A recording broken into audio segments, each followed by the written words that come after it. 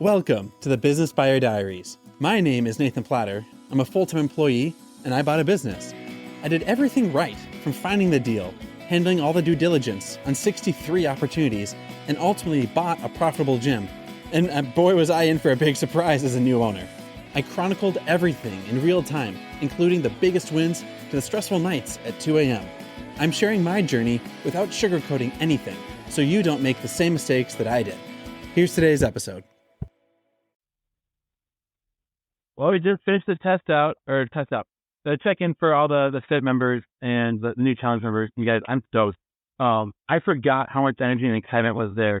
And I'm just really glad with this club.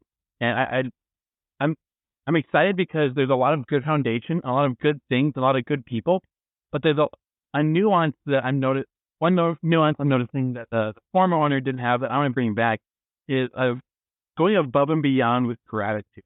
And I know the former owner was grateful, he was appreciative, but I want to slather that on people and really almost make it people embarrassed by how much they're appreciated and loved on and cared for.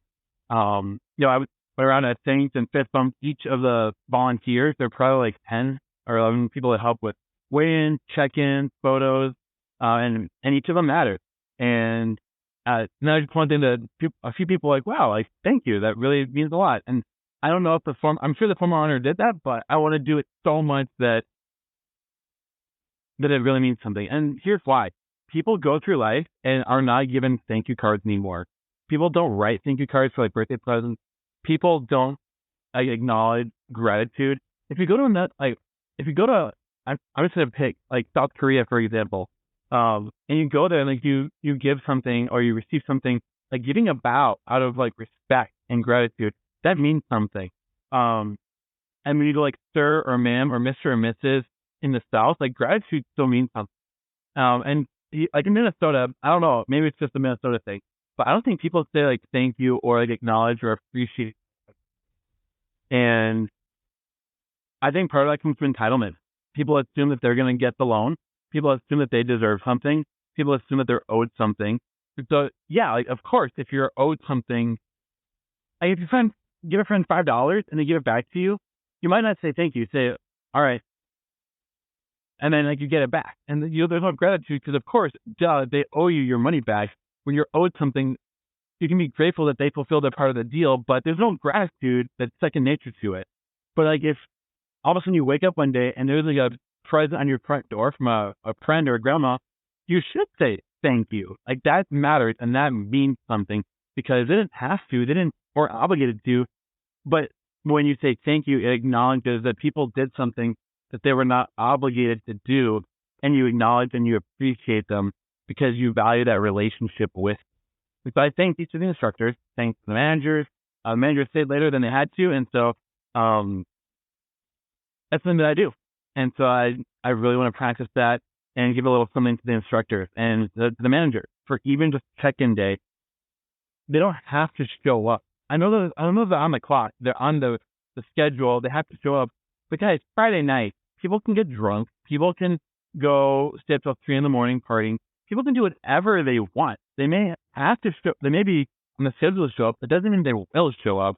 It's the fact that they still made it out still means something. And so that's something I'm noticing. Just little things and going above and beyond and to really call people out, learn their names, make the members know that they are meaningful, they are valuable. I do care if people make it or not make it to their workouts and to their tips. Those matter. And I'm not going to throw a party just because someone showed up for work. No. But the fact that they're giving up part of a Saturday morning is meaningful, whether they had something planned or not. It's meaningful. So grateful for the staff. The sales team is on board with stuff. We're going to do a lot with getting things wrapped and rolling. And this is going to be a great challenge. It's the last one before the winter challenge. And so this is our tee up for how we're going to have a phenomenal group of members. I met probably 15 members on spot. I remember their names. I remember their stories they told me. That's a superpower I have is knowing people's names, remembering it. And I asked the staff to print out an extra deck of cards when we do the weigh-in. So people do a poster board with their name, a picture of what they want to show for the before and the after picture. And so people can choose that, call on their own. but I asked for an extra deck so I can go through on the card that has both names and their face. I want to and get to know them. So when I see them in the club, in the studio, I can remember, oh, hey, Mark, good to see you. Carson, Octavia, Lance, everybody deserves a spot to be remembered and to not be overlooked. I may be the owner, but I don't get a pass on acknowledging the folks that are paying us money so that we can deliver results for them. It's my job to make sure we're doing above and beyond what we can be doing for our members, for our staff, and for the instructors and everybody in between. And so if that means spending an extra $10 on photos for me learning their names, that is an investment because these people matter and they deserve that. So that's where we're at. And when I say deserve, I don't mean like, yes, I owe it to them. They deserve that and expect that from me. That I know their name. They don't have to know my name. They don't have to.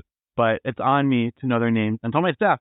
That was the thing that won me over for this club, that the managers knew my name on day 2. That's a big deal. I want them to do that. And I want to lead by example by putting out my own deck of flashcards for members. And I'm going to practice and learn their names, even if I worked off the clock for it. That's my spiel. That's my values. And let's go home and be a rock and roll dad. This has been another episode of the Business Buyer Diaries. Subscribe so you don't miss the next episode. I hope you're realizing that business ownership is no cakewalk.